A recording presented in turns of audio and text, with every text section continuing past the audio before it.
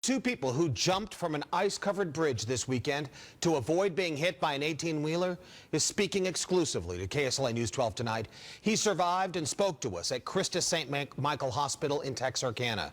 Meanwhile, the massive search effort resumed this morning for the other person who jumped out of the way and fell into the chilly waters of the Red River. It all began about 2 o'clock Saturday morning at the Red River Bridge at Fulton, Arkansas.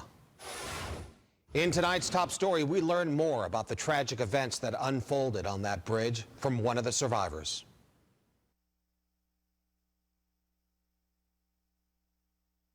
Jump or die, so I jumped.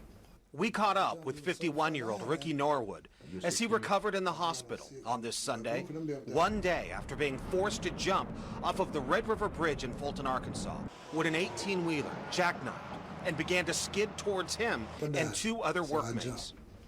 I jumped, it was so far down there. I closed my eyes when I hit the water. I didn't know I hit the water until I opened my eyes, I was up on the water. I prayed to the Lord, please, Lord, let me make it over here. And I made it to the bank.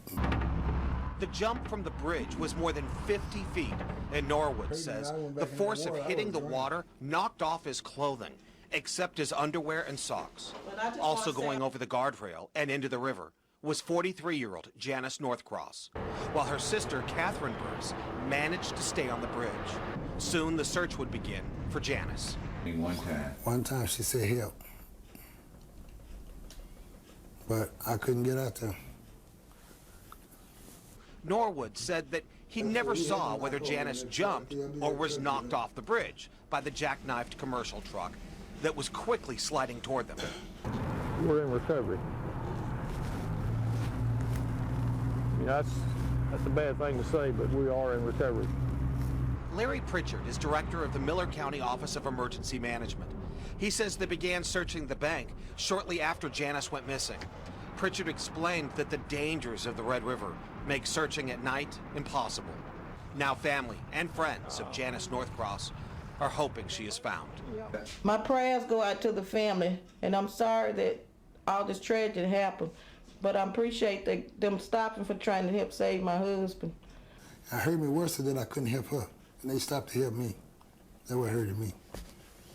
Because they could have went on, but they stopped to help me, and look what happened. Yeah. With the approach of dusk tonight, the search was called off for the night and will resume after daybreak on Monday morning. Emergency crews from Arkansas and Texas are involved in this search. KSLA.com was the first to deliver breaking news alerts on the tragedy that unfolded this weekend at the Red River Bridge in Fulton, Arkansas. Stay with KSLA News 12 on air and online as the situation continues to unfold. KSLA Storm Tracker